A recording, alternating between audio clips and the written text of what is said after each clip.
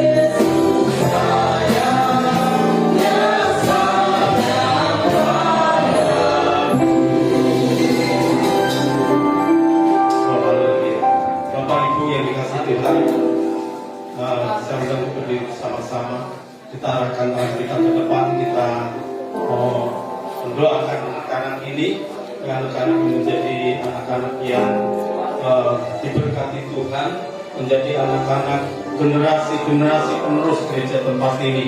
Oh, haleluya.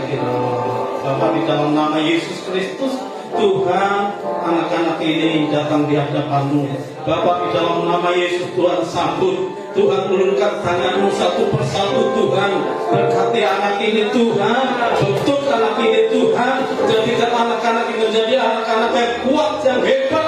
Menjadi anak-anak yang dipakai Tuhan, diberkati Tuhan dengan luar biasa. Makasih Tuhan, berikan Tuhan kecerdasan, kepandaian daripada-Mu, sehingga anak-anak ini Tuhan kepandaiannya di atas rata-rata, dan dia boleh menjadi anak-anak yang luar biasa yang diberkati Tuhan. Dan anak-anak ini boleh menjadi terang dan garam di mana mereka berada. Di dalam nama Yesus Kristus, berkat Tuhan turun atas anak-anak ini. Terima kasih, memberkati juga Tuhan para guru-guru sekolah minggu yang akan mengajarnya. Di dalam nama Yesus, lengkapi mereka semua dengan Tuhan kebenaran firman yang luar biasa. Di dalam nama Yesus, urapi setiap guru-guru yang akan mengajarnya dengan urapan yang luar biasa. Dalam nama Yesus Kristus, anak-anak ini boleh mendapatkan pelajaran-pelajaran luar biasa, dan mereka boleh praktekkan, dan mereka boleh menjadi berkat di mana mereka berada. Terima kasih Bapak, terima kasih. Di dalam nama Yesus kami berdoa dan menyerahkan anak-anak dalam tangan Bapak. Haleluya. Amin. Silakan duduk Bapak. Selamat mendengarkan firman Tuhan dari kami.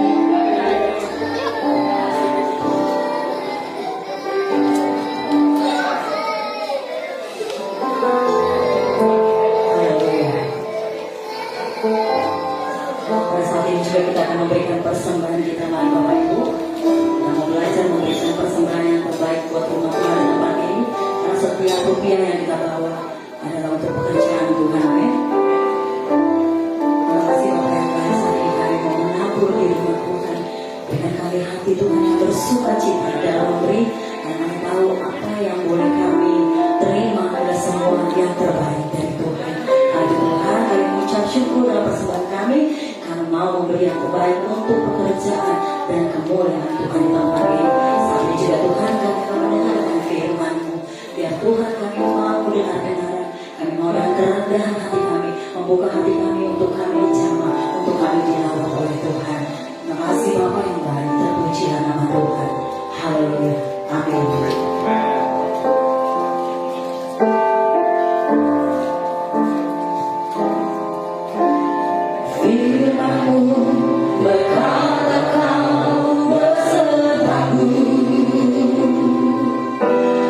Maka kuat dan jiwamu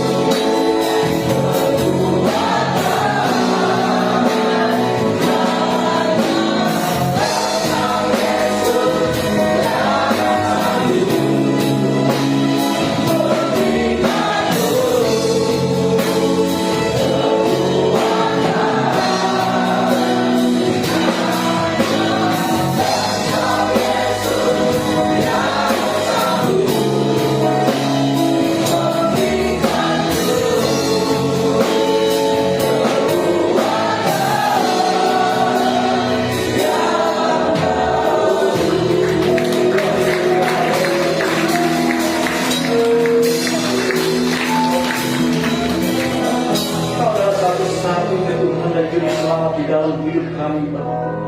Untuk itu kami percaya, Bapak, Tuhan yang beri kami kekuatan baru di dalam kehidupan kami ini, Bapak.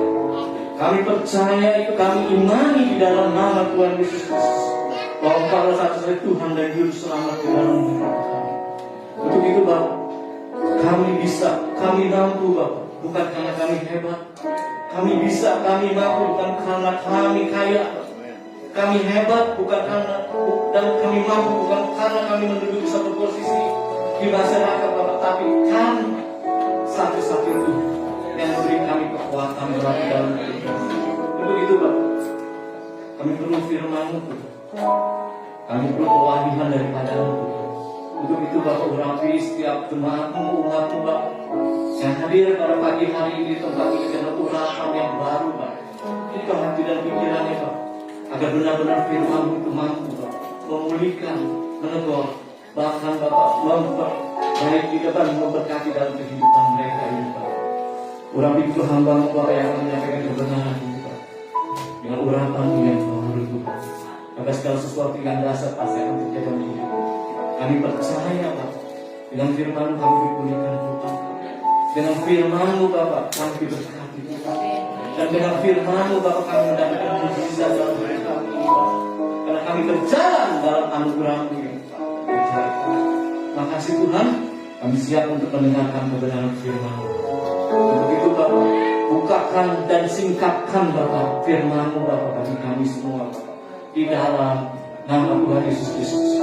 Yang siap untuk mendengarkan firman Tuhan, sama-sama kita katakan haleluya, amin. Selamat duduk Bapak Ibu Saudara sekalian. Makasih Bu Raina, terima kasih anak muda yang luar biasa, ya. Hai Jaren, luar biasa sekali. Saudara yang kasih Tuhan Yesus, saya mau sapa dulu saudara sekalian yang tempat ini. Shalom. Halo. Apa kabar dengan pagi hari ini? Luar biasa. Bukan di luar, ya. Luar biasa sekali juga untuk yang di rumah. Shalom, salam hati yang mengikuti melalui streaming kita. Kami percaya segala sesuatu yang baik pasti Tuhan akan buat di dalam kehidupan kita itu. Untuk itu izinkan saya buka masker. Bapak Ibu tetap pakai masker kalau bisa, ya. Kemarin saya dengar berita dari Bali gitu, ada varian baru. Karena B1, B2 sudah kita makan di tempat ini, sehingga dia lanjut ke B4, BA4, BA5. Jadi kita tetap waspada. Kita percaya segala sesuatu yang baik pasti akan berbuat di dalam hidup.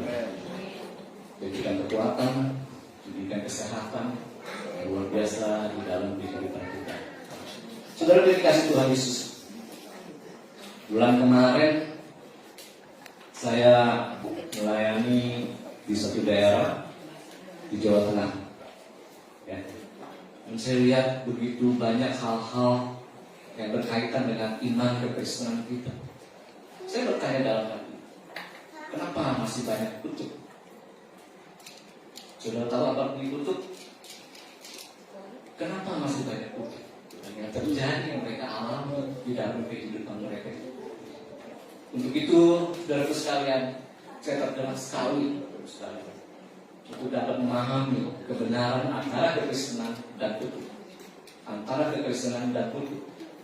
Yang tentunya saya coba pahami dari sudut pandang Alkitab Perjanjian Lama dan Alkitab Perjanjian Baru. Doakan supaya saya bisa menyelesaikan semua ini, dan tentunya kalau sudah selesai, rampung semuanya, Roh Kudus izinkan, saya akan coba bagikan di saudara ini. Karena salah satu yang saya alami, yang saya lihat dengan mata kepala saya sendiri, kutuk itu benar-benar bernuansa mistis, Bapak sekalian, ya. Jadi bermain dengan roh Bapak Ibu sekalian. Tapi nanti kita akan bicara mengenai itu. Sekarang saya mau membagikan suara kebenaran firman Tuhan tentang pemulihan. Karena apa? Karena sebelum kita melepaskan semua, sebelum kita dapatkan segala sesuatu sehingga janji-janji Tuhan tergenapi di dalam kehidupan kita, kita harus beres dulu dengan Tuhan. Yang setuju saya katakan amin. Kita harus beres dulu, Bapak Ibu sekalian. Tidak ada sesuatu pun yang tertinggal di dalam hidup kita. Dan bulan kemarin saya sudah sampaikan mengenai pemulihan Tuhan. Pemulihan bagaimana kita dipulihkan Tuhan? Tentunya kita harus bertobat, kita harus melepaskan segala apa yang membelenggu di dalam kehidupan kita ini. Dosa mengikat, Bapak Ibu sekalian, ya. Nah, saudara mungkin menurut saya berkata, Pak, kita kan udah diselamatkan Tuhan Yesus sudah mengaku betul. Tetapi ternyata masih ada kutub yang belum bisa dilepaskan di dalam kehidupan kita. Nah, saudaraku sekalian, kita bulan kemarin kita belajar dari seorang nabi yang bernama Yunus, yang Allah perintahkan untuk pergi ke Niniwe, tetapi dia menyimpang, dia pergi ke Tarsis. Kita sudah baca, bahkan kita sudah mengerti cerita ini sedari mungkin dari kita masih mengikuti sekolah minggu, ya. Kita mendengar Daniel masuk ke laut ikan besar 3 hari 3 malam baru dan dimuntahkan kembali ke dunia. Nah, hari ini kita mau belajar tentang pemulihan yang kedua, Bapak sekalian. Ya, setelah nanti kita sudah memahami tentang arti pemulihan sungguh dalam hidup kita boleh melepaskan ini, kita akan masuk dalam kekristenan dan hidup. Bapak sekalian, agak ngeri dengan dia, ya. Baik, sama-sama kita mau belajar dalam firman Tuhan pagi hari ini dari kitab Perjanjian Lama, kitab Hosea. Hosea sesudah Daniel.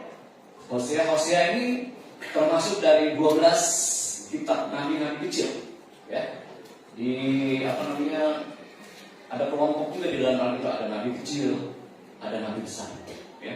Nabi kecil termasuk Hosea, kemudian ada Yoel, ada Amos, Obadya, termasuk Yunus di dalamnya, dan Mika, Nahum, dan Habakuk, Sefanya, Hagai, Zakaria, dan terakhir adalah apa? Malaikat. Nah, mungkin saudaraku bertanya, kok di dalam firman Tuhan mengklasifikasikan besar kecil, ditinjau dari mana, gitu kan? Ternyata yang saya pelajari, nabi besar dan nabi kecil itu dinilai bukan daripada pribadinya sendiri nabi itu, sama-sama mendapat urapan nabi, tetapi dilihat dari banyak tulisan yang ditulis dalam Alkitab. Hosea yang akan kita belajar pagi hari ini ada 14 pasal, Bapak Ibu sekalian, sedangkan Yoel 9 pasal, Amos 9 pasal, total semua dari 12 nabi-nabi ini. Kalau saya totalkan itu ada kira-kira 67 pasal, ya. Jadi dia masuk kategori kelompok nabi kecil, Bapak Ibu sekalian. Jadi paham ya, mengerti ya. Jadi bukan karena berdua dia hebat, ya. Dia luar biasa dibandingkan dengan nabi Yesaya, Yeremia dan Yehezkiel. Ternyata dari banyaknya pasal di dalam Alkitab yang dia tulis, Bapak Ibu sekalian. Contoh, Yesaya ada berapa? Sudah selesai katam dalam membaca Alkitab. Yesaya itu ada 66 pasal. Yeremia 52 pasal. Sedangkan Yehezkiel 48 pasal. Apalagi kalau kita lagi di Mazmur, Bapak Ibu sekalian, ada 150-an pasal. Ya, banyak sekali gitu. Nah, itulah yang mengelompokkan Nabi Hosea masuk dalam kelompok nabi kecil. Sekali lagi bukan kehebatannya, sekali lagi bukan karakternya, sekali lagi bukan sifatnya, tetapi banyaknya tulisan yang dia tulis pada kitab suci Perjanjian Lama. Amin. Nah, kita mau belajar dari Hosea, Ibu sekalian. Hosea, kita akan baca pasal yang 14. Ayat yang kelima dan ayat yang ke-6. Kemudian kita mundur sejenak dengan Hosea pasal yang pertama, ayat yang pertama dan ayat yang kedua. Karena apa? Karena kalau kita belajar dari satu kitab nabi ini, bagi saudara sekalian, kita mau tahu latar belakang Hosea ini seperti apa, gitu kan? Ya, siapa dia Hosea? Ya. Apa relevansinya dengan tema saya hari ini? Pemulihan. pemulihan ini kalau boleh saya lihat di kamus bahasa Indonesia Inggris, Bapak Ibu sekalian, dia ada 3: recovery, restoration, dan repair. Apa? Recovery, restoration, dan repair.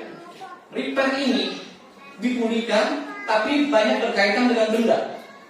Ya, mungkin mobil saya perlu di repair dan lain sebagainya. Dan kebenaran repair ini adalah satu kata yang familiar sekali dengan saya. Karena apa? Karena dulu saya bekerja di after sales service. Di bagian menangani mobil-mobil yang rusak, mobil-mobil yang after sales service gitu kan. Bukan hanya mobil-mobil yang lama, yang baru pun banyak mengalami kerusakan. Makanya itu pabrikan itu memberikan satu garansi, di mana garansi itu berlaku sampai kurun waktu beberapa tahun. Tapi garansi itu akan di-reject, akan tidak berlaku lagi apabila di luar daripada spesifikasi yang telah ditentukan oleh pabrik. Jadi apapun itu, ketika Anda beli mobil baru, ya, ketika Anda pakai dijumpai ada kendala-kendala, ada masalah di dalam, baik di dalam mesin maupun di dalam bagian-bagian yang lain. Tetapi ketika Anda sudah memodifikasi kendaraan itu, memakai aksesoris-aksesoris yang tidak direkomendasikan oleh pabrikan, maka akan di-reject dalam sini. Saya pahami ternyata konsep Allah pun sama seperti begitu. Ketika kita masuk, kita menyembah Tuhan dan kita mau minta dipulihkan, tetapi ada sesuatu yang masih kita tinggalkan. Aksesoris itu artinya dosa-dosa di dalam kehidupan kita itu. Bagaimana Allah mau pulihkan? Pasti saudara akan di-reject Allah. Karena apa? Karena itulah ketika kita mau masuk, ketika kita mau menyembah Tuhan, kita harus tahu tidak ada lagi aksesoris, yaitu beban-beban dosa. Kadang-kadang dosa tanpa kita sadari, Bapak Ibu Saudara sekalian. Dosa ucapan kita, perbuatan kita, pikiran kita. Karena firman Tuhan kata, hendaklah engkau sempurna, karena Bapa di surga adalah sempurna. Jadi tidak ada, Bapak Ibu Saudara sekalian, kalau kita mau dipulihkan, kalau kita mau menikmati janji-janji Tuhan tergenapi dalam kehidupan kita itu, sedangkan kita masih ada di dalam diri kita dosa yang tanpa kita sadari, dosa yang masih mengikat dalam kehidupan kita, tidak akan kita mengalami suatu kemuliaan. Bagaimana Allah menciptakan kita serupa dan segambar dengan gambaran Allah jelas ada di dalam diri. Kesempurnaan itu yang Tuhan berikan dalam kehidupan. Tapi seiring perjalanan kehidupan kita ini, begitu banyak aksesoris, begitu banyak hal-hal, begitu banyak dosa-dosa yang mengikat di dalam kehidupan. Itu yang dilakukan. Saudara sekalian, kita harus pulih. Sama-sama dengan saya harus pulih. Saya harus pulih. Tidak ada seorang pun yang tidak akan mau ketika lihat janji-janji Allah ada di dalam kehidupan. Janji-janji Allah yang kita baca di dalam Alkitab, tidak ada seorang pun. Setiap kita pasti dipulihkan keluarga kita, dipulihkan usaha kita, dipulihkan bisnis kita, dipulihkan dalam segala hal, Bapak Ibu sekalian. Apa yang terjadi luar biasa, hasil dahsyat, Bapak Ibu sekalian. Saya pernah cerita di sini tentang kesaksian seorang yang dipulihkan Tuhan. Bapak Ibu Saudara, ketika ini adalah satu daerah, ketika saya datang, orang itu istrinya datang, Pak, saya mau bicara saja dengan suami saya, sudah tidak bisa, Pak, sudah tidak ada lagi obatnya, sudah tidak ada lagi, Bapak, hal-hal yang membuat rumah tangga kami utuh, rumah kami rujuk kembali. Tidak ada, Pak, saya mau bicara. Dimulai dari gereja, ketika dia menikah, saya bilang, jangan pernah diakhiri di pengadilan agama. Solusinya ada di kembali, Pak. Saudara, singkat cerita, ketika dia dipulihkan Tuhan, luar biasa hasil. Rumah yang tadi kontrak bisa punya rumah sendiri. Kendaraan yang tadi 2 roda jadi roda 4. Dan yang terlebih lagi, Bapak sekalian, dia diangkat dari kepala cabang bank perwakilan rakyat di daerah pada waktu itu. Luar biasa. Kuasa pemulihan begitu dahsyat, luar biasa.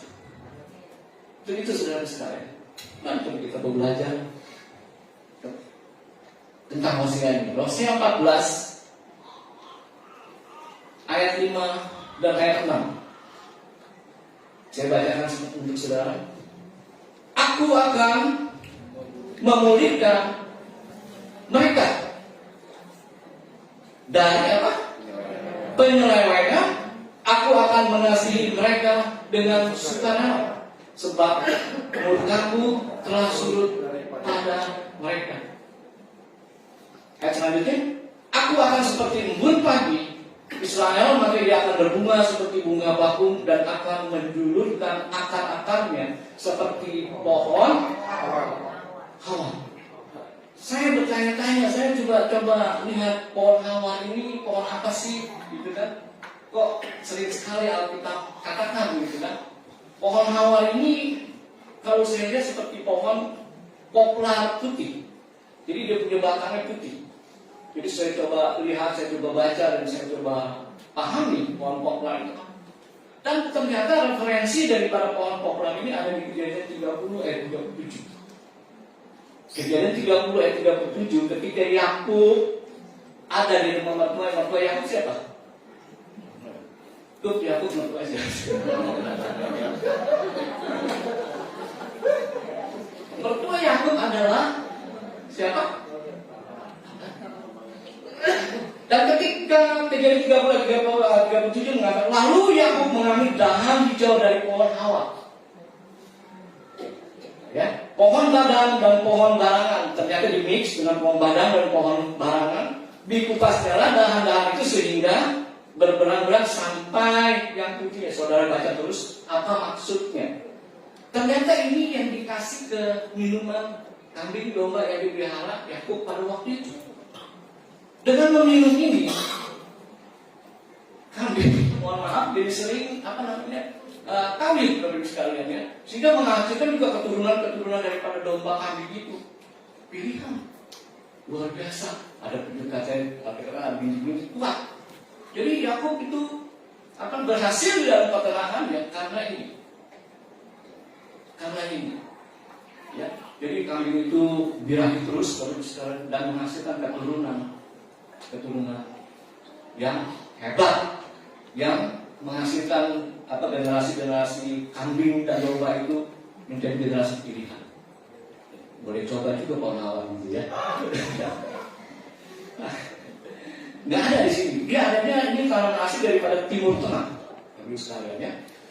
Jadi kita lupakan ini, kita kembali ke Hosea. Siapa Hosea ini?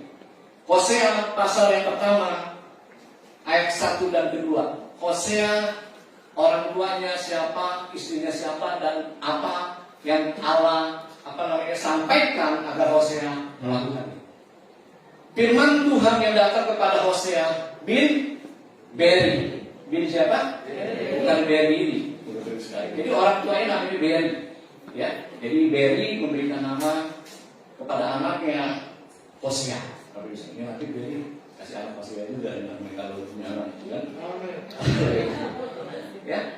Pada zaman usia Yotam, Ahaz dan Yehuda, dan pada zaman Yerobiam bin Yoas dari Israel, terus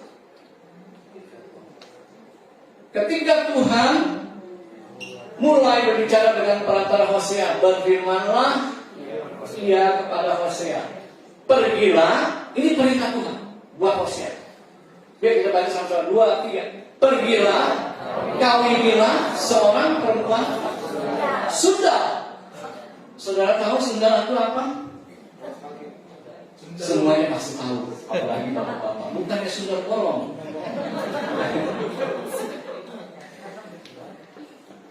Pergilah, kawinilah seorang perempuan sundal. Saya juga coba lihat apa benar nggak ya. Saya coba bandingkan dengan Alkitab NIV. Sekarang ternyata NIV bilang kawin dengan adulteros.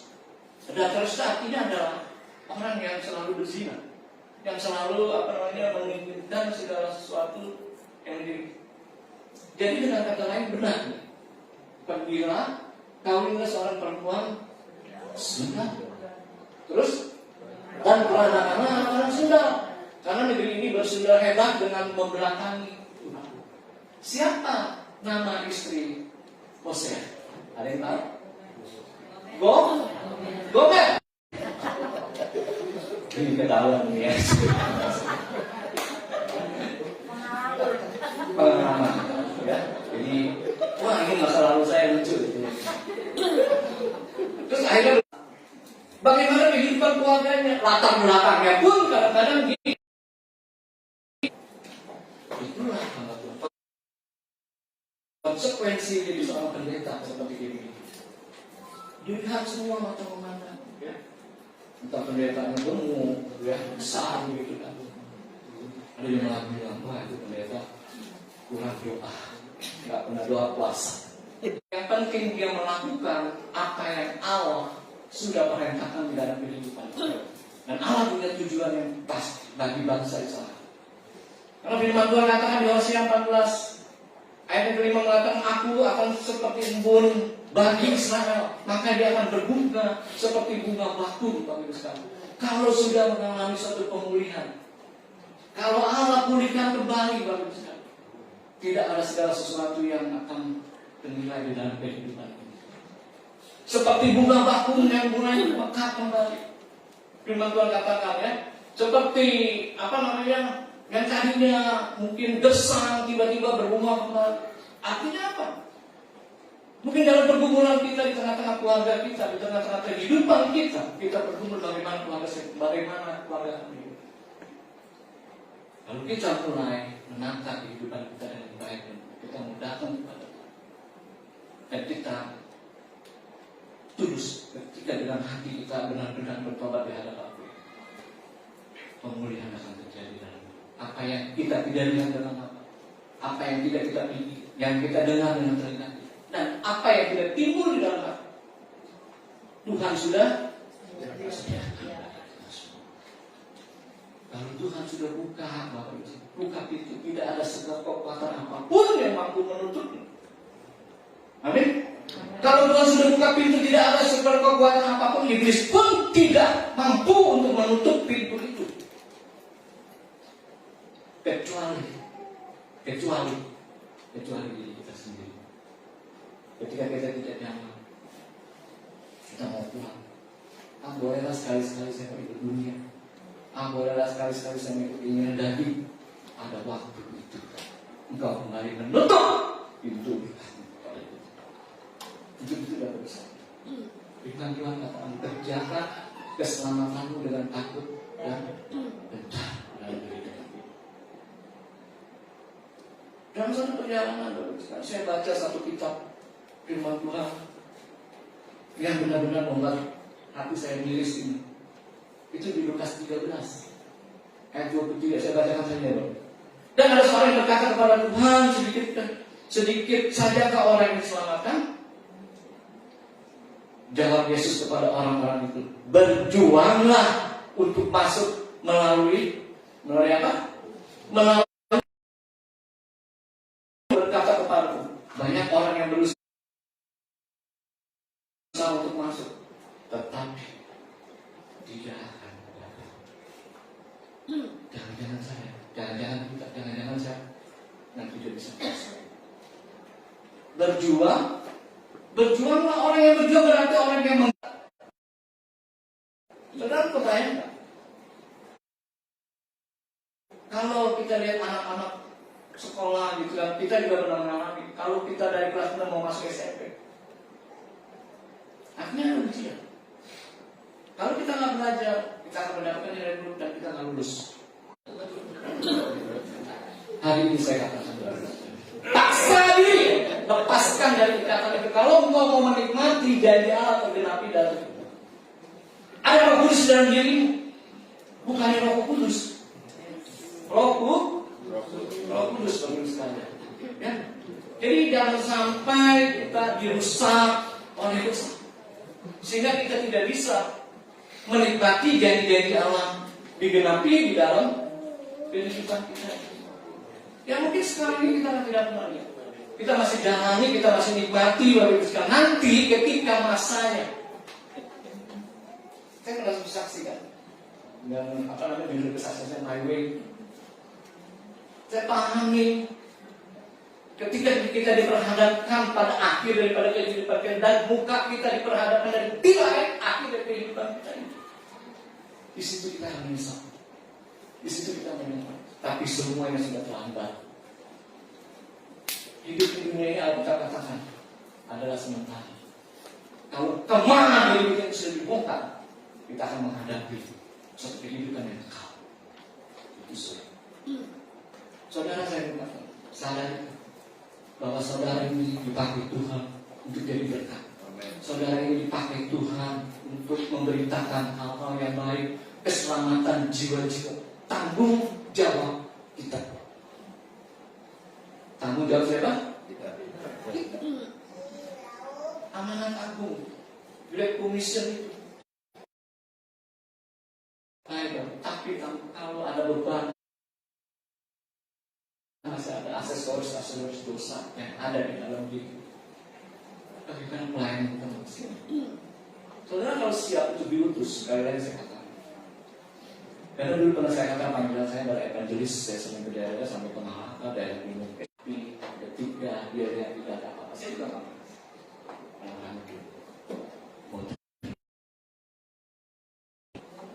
sekali lagi bukan karena kita hebat. Sekali lagi bukan karena kita mau. Sekali lagi bukan karena kita punya skill yang luar biasa. Tapi sekali dalam bahasa Kudus. Bagaimana dia mau diambil? Kalau di dalam hati kita ini bersih, kalau di dalam hati kita ini tidak ada noda, dan sia-siakan. Kita jadi Kristen mungkin dari keturunan orang tua kita Kristen. Setahun, 5 tahun, 10 tahun sampai seumur hidup jadi Kristen, tapi tidak pernah ada berubah, masih ada ikatan, masih ada aksesoris dosa di dalam kehidupan. Saya bilang itu buang waktu. Karena pada akhirnya kita akan ditolak, kita akan dicek. Saudara baca di Matius 7 itu, ya. Walaupun dia hebat, sehebat apapun bisa tumpang tangan yang sakit disembuh, bisa kesehatan sangat baik. Tetapi ketika ada waktu Tuhan datang, Tuhan juga menyala, dan engkau orang yang melukai hati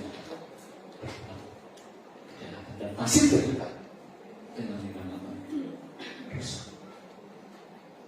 Apapun kita yang tahu cuma saudara sama Tuhan, kita mau beres hati kita mau kudus di hadapan, kita mau sempurna di hadapan Tuhan. Dan Allah akan menilai kesempurnaan kita, Allah akan menilai perjuangan kita.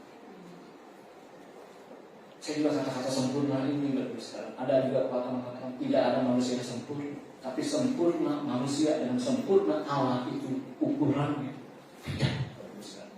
Manusia boleh mengukur kita, tapi hati kita Tuhan tahu sampai batas di mana kita mau meraih kesempurnaan. Walaupun apa masa lalu hidup, seburuk apapun masa lalu hidup, Yesus Tuhan kita ada Tuhan yang tidak pernah meninggalkan. Maka dia rindu sama-sama masuk dalam. Ketika dia naik ke surga, dia cuma bilang, aku datang ke rumah Bapa dengan tujuan untuk menyediakan tempat bagi saudara dan saya, bagi kita semua, supaya tempat di mana aku berada, Yesus bilang, tidak aku berada. Itu kerinduan Tuhan Yesus. Tetapi ketika kita berjalan di dalam dunia ini, kita sering miring ke kiri, miring ke kanan, melukai hati Tuhan Yesus, melukai hati Allah. Bapak Ibu, dan firman Tuhan kata, sedikit sekali. Banyak yang dipanggil, tetapi sedikit yang dipilih. Bahkan lebih sedikit lagi yang disempurnakan. Setelah disehari-hari ayam-ayam begitu, ternyata dari 1000 turun cuma 1%.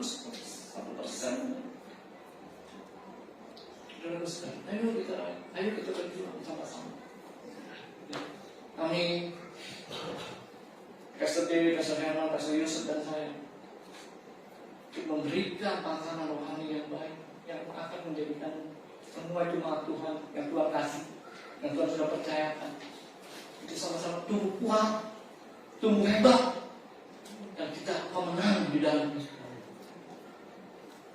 makanan-makanan yang sudah sedap. Kadang-kadang makanan yang pahit, kadang-kadang makanan yang keras, tapi jangan punya tujuan agar kita semua sama-sama.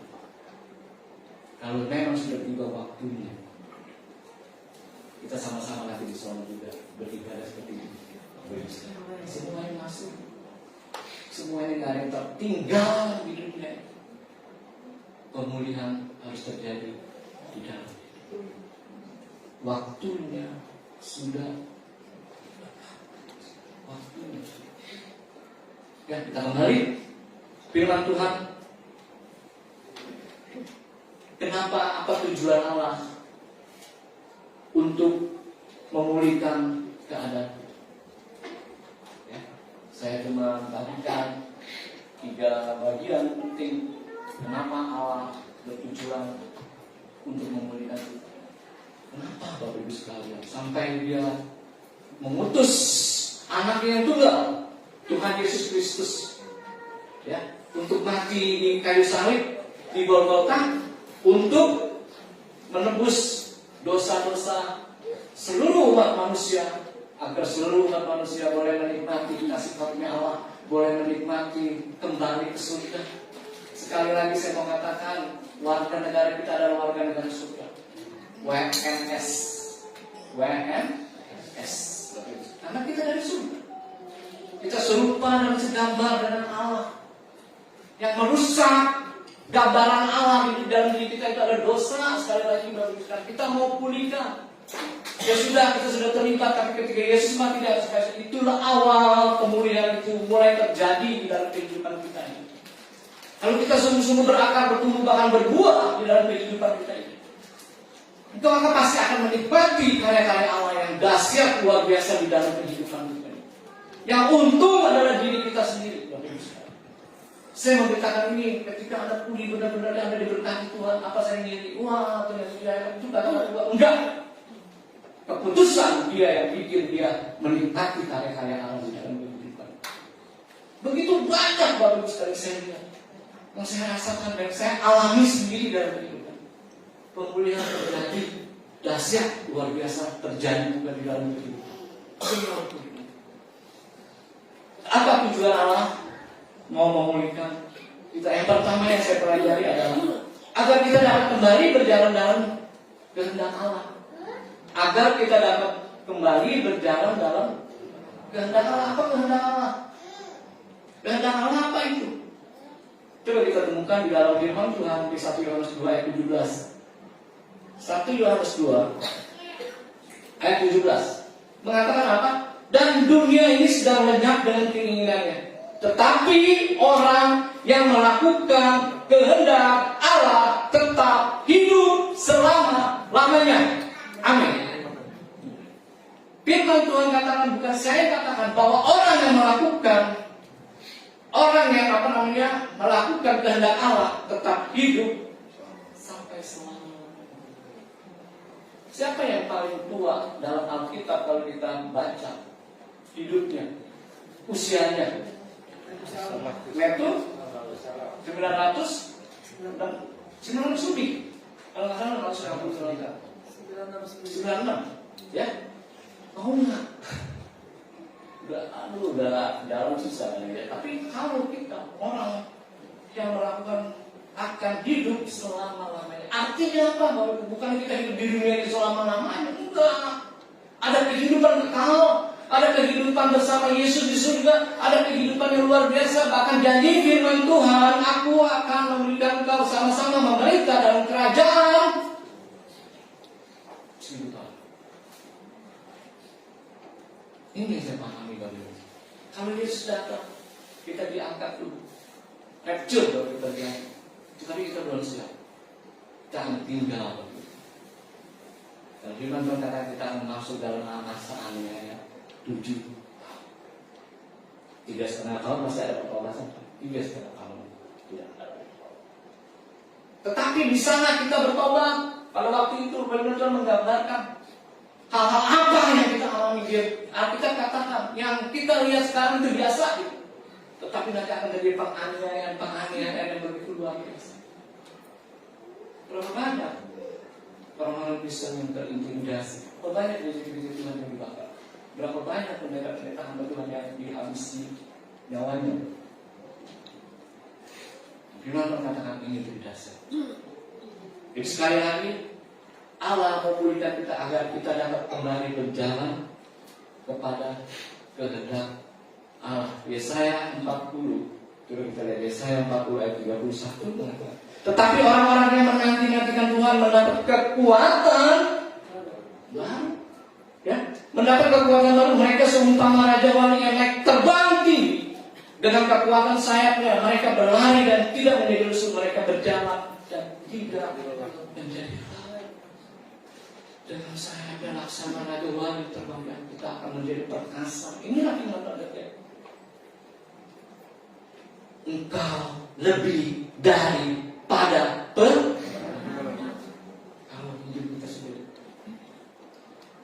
kalau hidup kita sudah dipulihkan.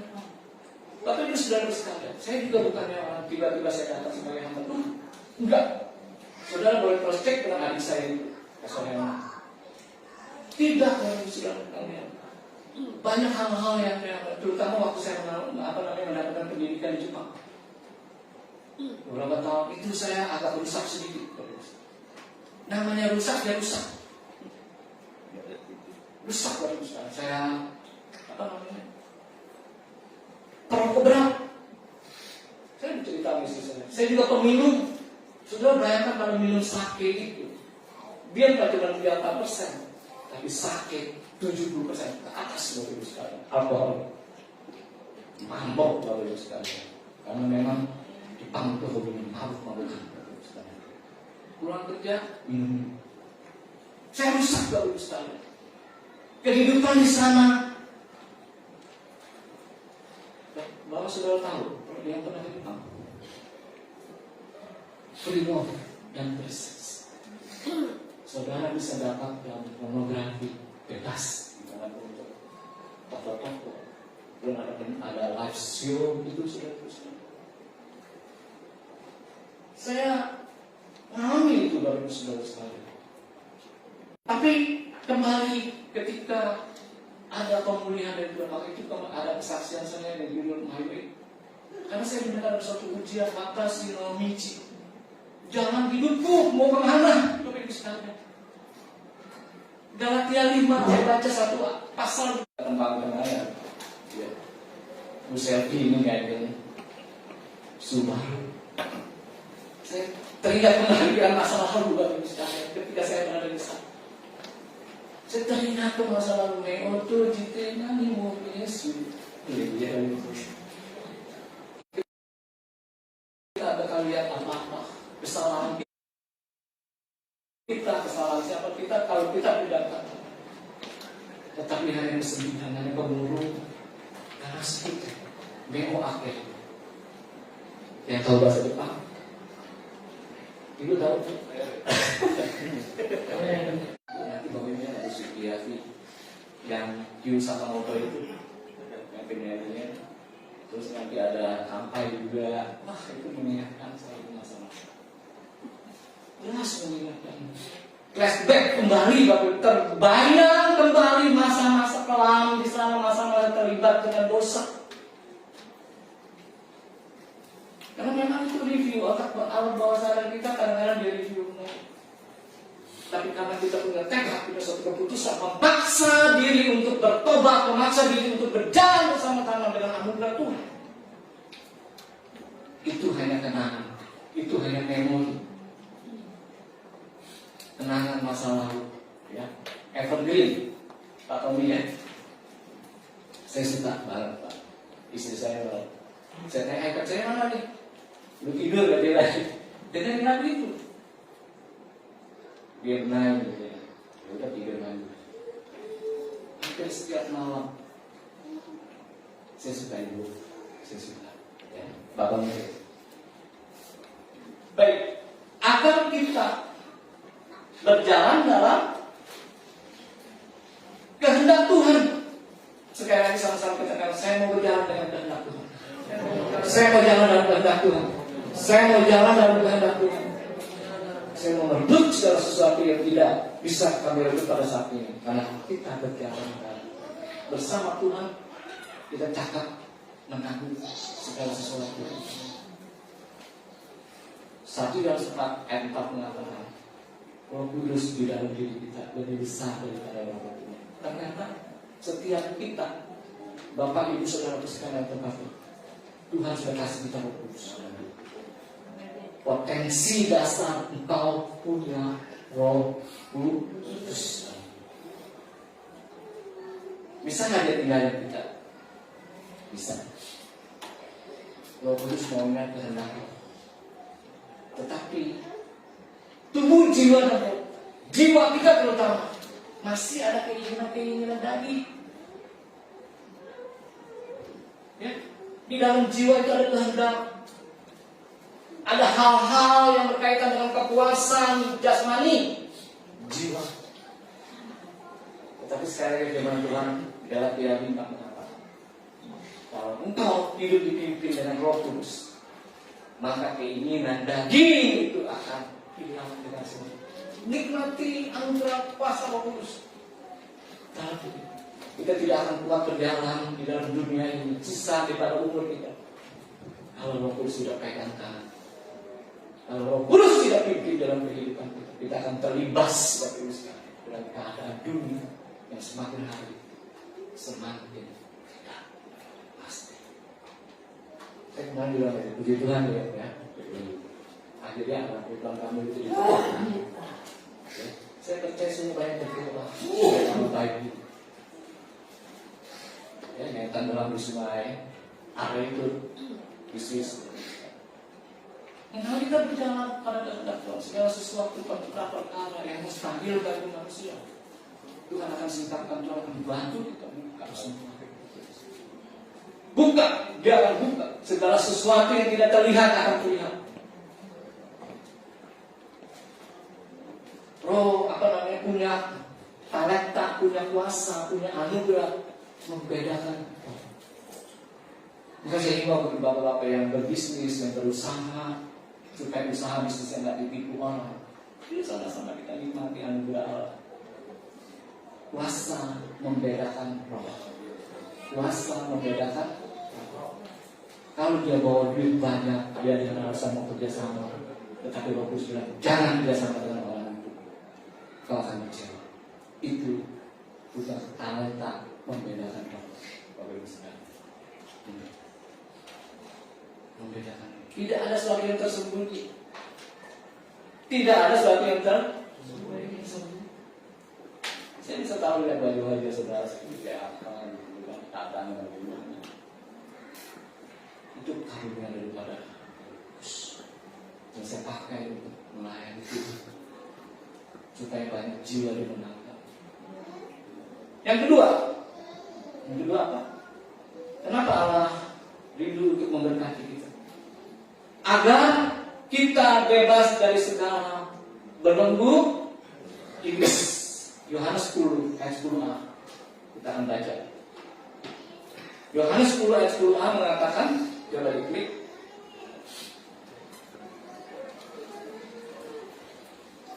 Dapat pencuri datang hanya untuk mencuri dan cukup. Siapa itu pencuri? Bagaimana ketika kita dipulihkan? Kita bebas dari yang namanya belenggu iblis. Pencuri datang hanya untuk mencuri. Iblis ini datang yang pertama dia mau curi apa? Sukacita kita, damai sejahtera kita. Dia curi. Berapa banyak orang-orang yang tadinya rajin beribadah, rajin doa puasa, rajin dengar firman Tuhan, tiba-tiba Bapak Ibu sekalian, dia berbalik daripada jalannya. Ditanya kenapa? Gua gak sejahtera. Lu lihat tuh, cuma dia doang yang memperhatikan pendeta. Gua gak sejahtera. Yang pertama dia mencuri damai sejahtera kita. Dia mau usik kita. Ya. Damai sejahtera kita. Dengan tanya rukun-rukun suami istri. Tiba-tiba soal masak aja. Tadi dia minta sayur asem, Pak. Tadi pulang masak sayur asem ya. Ya sampai mesra-mesra begitu. Dia pulang bukannya sayur asem. Benar-benar asem di masak. Timbul konflik, timbul pertentangan. Dan tidak bisa menyelesaikan damai sejahtera yang terjadi. Warga masalah sepele Bapak Ibu sekarang terjadi loh saat ini. Ujung-ujungnya ambil keputusan untuk pisah aja, bercerai saja. Padahal masalahnya sepele. Ternyata saya pernah katakan, masalah sepele ini akan menjadi pemicu, akan menjadi trigger di dalam kehidupan berumah tangga kita. Karena persoalan-persoalan yang lalu kita tidak selesaikan, tidak tuntas semuanya. Masih ada sisa, masih ada sisa-sisa yang tersisa. Sehingga ketika terjadi konflik ini, trigger ini meledak. Pulihkan, bereskan rumah tangga yang dipulihkan itu akan menikmati berkat-berkat Tuhan yang luar biasa di dalam kehidupan. Tuhan memberkati kita melalui rumah tangga. Makanya jelas firman Tuhan. Istri-istri kasih suami, suami-suami hormatilah istri. Coba kita mulai menyayangi istri. Luar biasa pedal penampilannya. Tiap hari pakai daster itu. Daster itu udah robek gitu. Mau ganti dong dasternya. Enggak, ini enak ada gitu. Kemudian itu harus masak. Udah mau dapur segala macam. Tapi kita tetap memuji dia. Mantap. Saya jangan memuji sih ya. Saya memuji bukan dengan kata-kata. Saya memuji dengan perbuatan saya. Perbuatan saya mencerminkan bahwa saya mengasihi seseorang. Perbuatan saya mencerminkan bahwa saya mengasihi. Kalau saya puji, wah, mau laksana bulan. Kalau matahari udah habis. Kau laksana bulan. Coba kita tinggal sebentar. Bisa-bisa dia lagi main-main ke sumur gitu. Kalau kita puji, kalau kita hal yang baik, semua itu akan terjadi damai sejahtera dan tengah-tengah keluarga kita. Tetapi ada sedikit saja komunikasi kita yang terputus, Bapak Ibu sekalian. Persoalan sedikit itu pasti akan menjadi besar. Rumah tangga ada cerminan kasih Kristus tengah-tengah keluarga kita. Bagaimana kasih Kristus yang sempurna itu ada cerminan di rumah. Sebelum kita keluar mengasihi, kasihilah istrimu, kasihilah suamimu, kasihilah anak-anakmu. Sebelum kita keluar, sebelum kita mengasihi tetangga kita. Karena jelas kasih itu perlu objek. Nggak bisa saya bilang mau kasih, udah buat diri saya sendiri egois. Kasih perlu objek. Objek saya adalah Anda, keluarga saya semua. Kasih yang sempurna jelas. Bapak Ibu sekalian, komunikasi harus benar-benar jelas. Saudara tahu menara Babel itu bukan gagal karena kurang duit. Enggak. Bukan karena kurang bahan. Bukan karena kurang tenaga. Saudara tahu nggak tercerai-berainya menara Babel sampai nggak jadi menara? Persoalannya apa? Komunikasi. Bagaimana kalau komunikasi di tengahnya? Bahasa yang saya pakai nggak dapat Anda mengerti. Menara Babel tidak karena Allah mengerti ini. Allah cerai mereka. Allah pisah-pisahan bahasanya. Sudah saya ketemu pakai terus. Nggak ngerti nih pakai terus ngomong apa? Jangan bahasa lo nih. Nggak ngerti gitu kan? Coba bagaimana bisa nyambung? Ya, komunikasi itu terbuk dari segala belenggu iblis. Ya, sekali lagi saya mau katakan. Iblis itu hebat, triknya bukan hebat kuasa. Kuasa sudah dihancurkan Tuhan Yesus. Kuasa sudah dihancurkan, dibawa. Tetapi dia punya trik, dia punya siasat. Pencuri datang untuk mencuri, membunuh dan benar. Dia curi dari sejahtera, dia curi iman kita dan dia binasakan totali di dalam kehidupan kita. Itulah iblis. Ya, jadi sekali lagi saya mau katakan agar kita bebas dari belenggu iblis. Kalau saya melayani orang sakit dari sekalian, Pak ini gara-gara setan nih. Saya bilang, Bu, jangan putuskan dulu gara-gara setan. Setan sering dijadikan kambing hitam, ya. Salah-salah, ini setan, ini iblis, ganggu saya, ganggu rumah tangga saya, ganggu saya. Belum tentu. Ingat, apa yang kita alami itu ada 3 hal memang betul bisa dari iblis. Yang pertama mungkin ada proses dari Tuhan. Coba kita kita selami, kita maknai, kita tanya Tuhan. Kalau memang itu proses, jalani. Kalau Tuhan menginginkan kita sayang sama kita supaya kita keluar dari proses ini menjadi orang yang sempurna. Yang kedua, betul dari iblis. Kalau engkau tidak pernah kuat di dalam Tuhan, tidak pernah Roh Kudus itu menguasai dirimu, engkau akan terbelenggu dengan iblis. Banyak dari iblis itu. Banyak dari iblis, orang jatuh, orang selingkuh, orang mabuk, semuanya karena iblis. Tergoda kita. Kekuasaannya sudah tidak ada, tapi dia punya trik, dia punya siasat yang dari 2000 tahun yang lalu. Itu iblis. Itu iblis. Ya. Dan iblis pun akan super power bagi kita. Kalau dia kerjasama dengan makhluk hidup. Saya katakan sekali, saya buka sedikit ya mengenai nanti bagian dari kutub kekristenan. Iblis itu akan bisa powerful kalau dia bekerjasama dengan makhluk hidup. Nggak heran kalau kita lihat di dunia luar sana, katanya orang diteduh, dia aturan baru berapa? Bagaimana? Nggak masuk rasio, nggak masuk akal.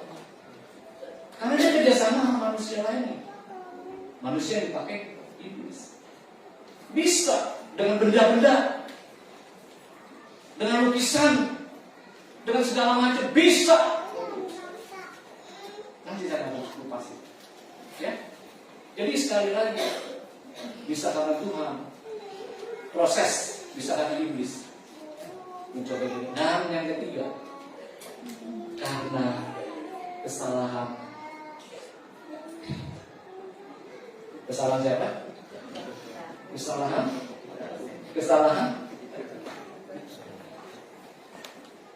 Kemarin kesalahan saya ibu. Apa namanya? Ya, saya ibu. Apa menjadi dari motor?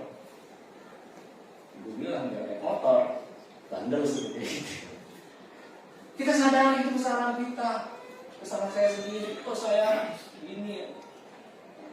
Banyak Bapak Ibu sekalian. Jangan begadang, jangan merokok. Ya, udah tenang aja lah. Kalau perlu diurus. Kesalahan. Pahami di mana yang kita alami, yang saya kita alami mungkin pergumulan kita ada di posisi mana. Tuhan, iblis tetap lebih. Kalau diri kita satu kata aja, berdoa. Ya, yang terakhir yang ketiga, saya undang teman-teman pemusik, Bu Rena. Yang ketiga, kenapa Allah begitu rindu untuk memberikan kita? Yang ketiga, agar kita dapat mengalami kasih Allah yang sempurna di dalam kehidupan. 1 Yohanes 4 ayat 9, ayat yang terakhir. 1 Yohanes 4 ayat 9. Coba tolong diklik. 1 Yohanes 4 ayat 9.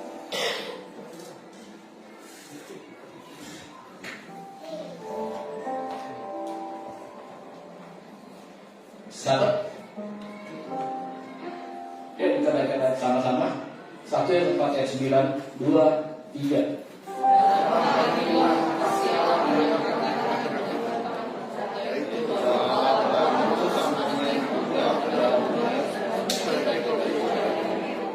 Supaya kita hidup olehnya. Jadi yang terakhir adalah kenapa Allah memberikan kita, karena Allah punya kerinduan untuk mengalami kasih Allah yang sempurna di dalam Tuhan kita Yesus Kristus. Dan apapun persoalan hidup, apapun pengalaman masa lalu, Saat ini kita mau datang kepada Tuhan. Kita mau dipulihkan Tuhan. Selama kita hidup di dalam dosa, maka kita tidak akan mengalami karya damai sejahtera Allah yang sempurna dari Allah yang terus akan berdampak di dalam kehidupan kekristenan. Jadi orang yang berdampak, jadi rumah Tuhan yang berdampak bagi hidup. Saudara, tidak ada jalan lain. No way. Tidak ada jalan lain. Bertobat kembali ke dalam Tuhan. Maka ada mengatakan metanoia, kembali ke jalan Allah. Bagaimana kita bisa kembali? Mungkin ada sesuatu yang menjadi tekanan dalam hidup. Engkau sering berkata, aku tidak sanggup, aku tidak mampu. Tetapi ketika tanganmu dipegang dengan kuasa Roh Kudus, kemarin kita nikmati pencurahan Roh Kudus begitu luar biasa dalam hidup. Kita berjalan dengan kuasa Roh Kudus. Tidak ada segala perkara yang kita tidak mampu untuk kita dapat lalui di dalam kehidupan. Bahkan berkat-berkat Tuhan itu akan terus nyata di dalam kehidupan. Semua mau mati berdiri.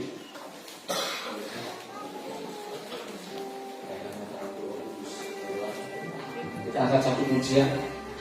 Peganglah tangan Roh Kudus. Pujian lama.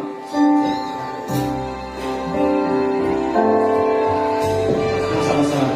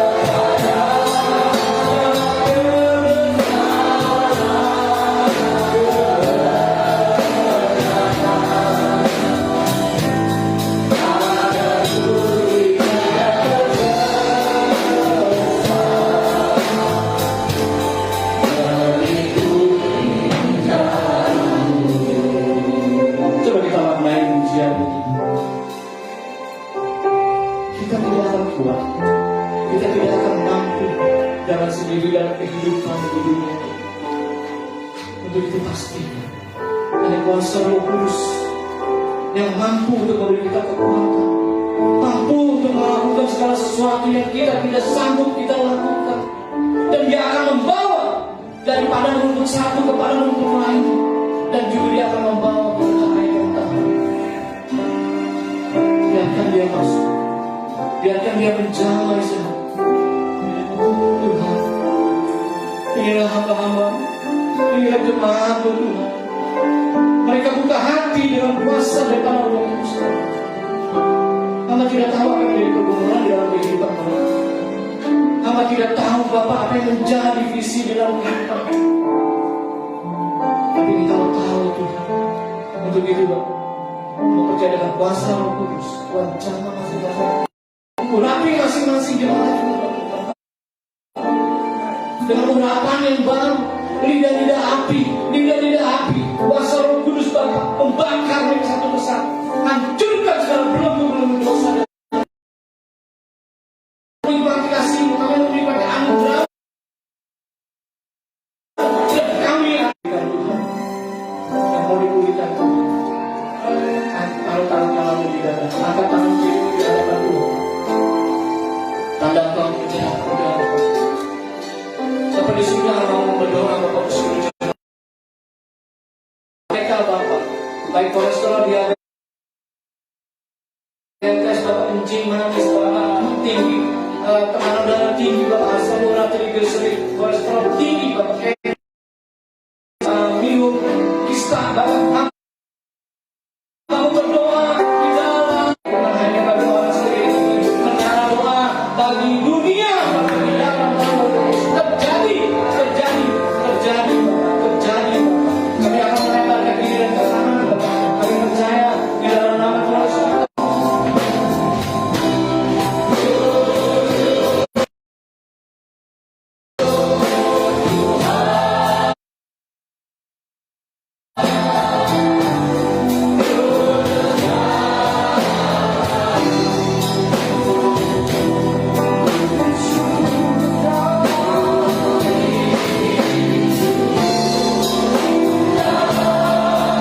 Shalom saudara dikasih Tuhan. Shalom. Ada sukacita pagi hari ini. Amin. Saya percaya kita semua bersukacita, bersyukur anugerah Tuhan ada dalam hidup kita. Kita ada minggu yang kedua di bulan Juni 2022, dan yang saya katakan kita boleh ada melewati 5 bulan di tahun 2022 ini. Tidak mudah saudara melewatinya, tidak mudah kita melaluinya. Di tengah-tengah pandemi saya percaya ada banyak tantangan, banyak rintangan yang saudara hadapi, tapi kita percaya bahwa kita ada hari ini berkat kemurahan Tuhan. Amin. Terima kasih Pastor Rudi Wijaya sudah menjadi seorang berkat buat kita semua, dan kita mau sama-sama kasih tepuk tangan yang meriah bagi Tuhan Yesus. Haleluya. Terima kasih juga buat tim praise and worship yang luar biasa. Anak-anak muda kita semakin luar biasa dipakai Tuhan. Kita sudah punya tim khusus anak-anak muda saudara. Ada Elo di piano, ada Selo di bass, dan hari ini boleh ada adik kita Geren. Kasih tepuk tangan yang meriah bagi Tuhan. Geren masuk kelas 6 SD saudara, baru lulus SD, baru mau masuk SMP, tapi sudah semangat melayani Tuhan. Karena itu kita yang tua juga jangan mau kalah ya. Haleluya, dari kecil kita melayani Tuhan. Saudara punya anak-anak, ajak anak-anak saudara. Kita ada dalam ibadatin setiap Sabtu jam 4 sore. Karena ketika anak-anak kita bawa datang kepada Tuhan, mereka boleh bertumbuh dalam takut akan Tuhan. Yang mau bawa anak-anak katakan amin. Haleluya, puji Tuhan.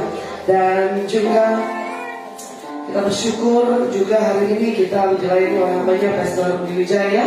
Kita doakan hambanya soleh melayani Tuhan. Tanggal 25 nanti Pastor Rudi dan Pastor Herman Wijaya akan melayani ke Boyolali. Saudara bantu dalam doa.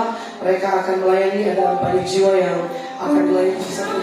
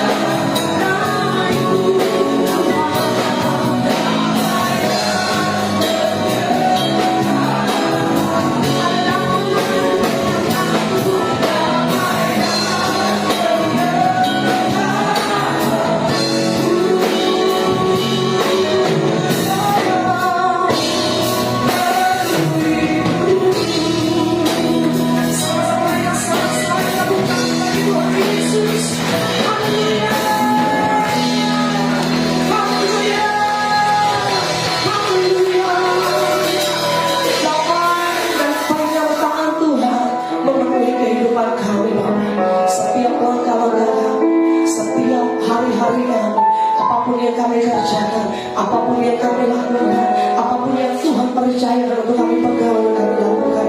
Dibuat Tuhan berhasil di dalam nama Tuhan Yesus. Terima kasih Bapa. Kami memuji akan kebesaran-Mu di akhir dari ibadah raya minggu yang minggu Masna di tempat ini. Sungguh kami menikmati hadirat Tuhan. Kami menikmati kehadiran-Mu Bapa.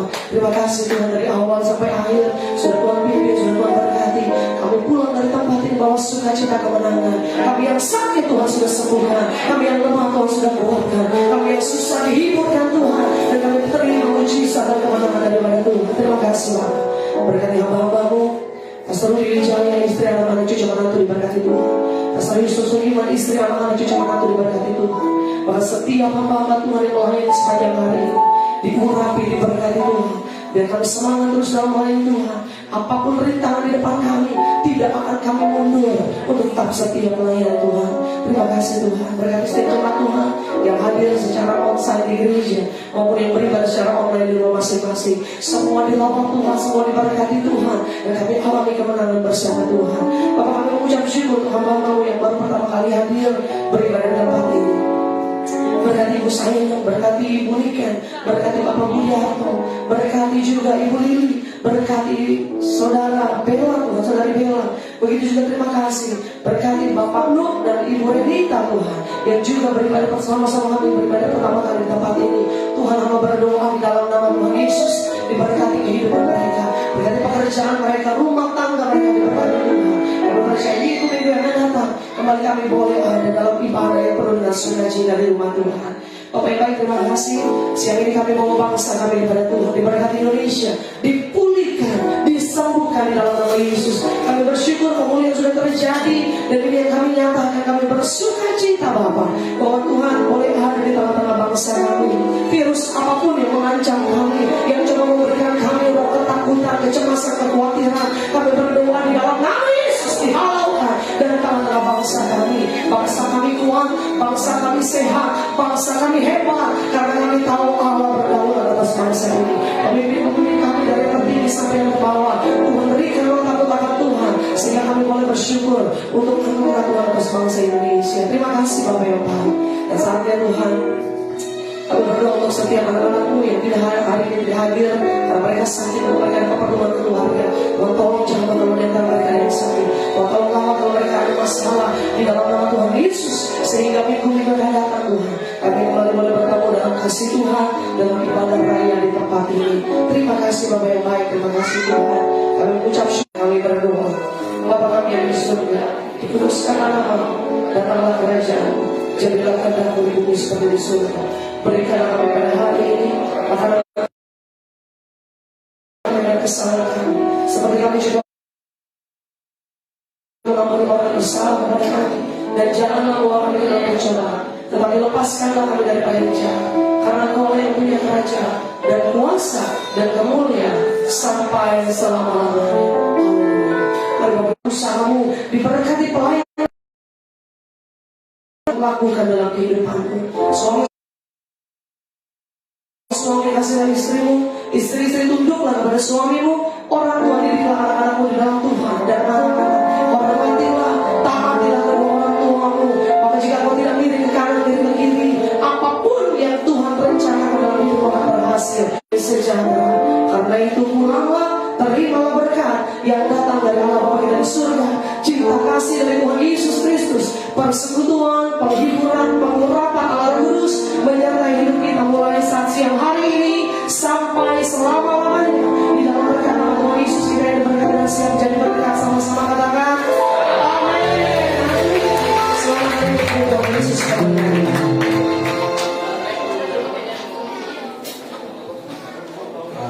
Selamat hari Minggu untuk teman-teman semuanya.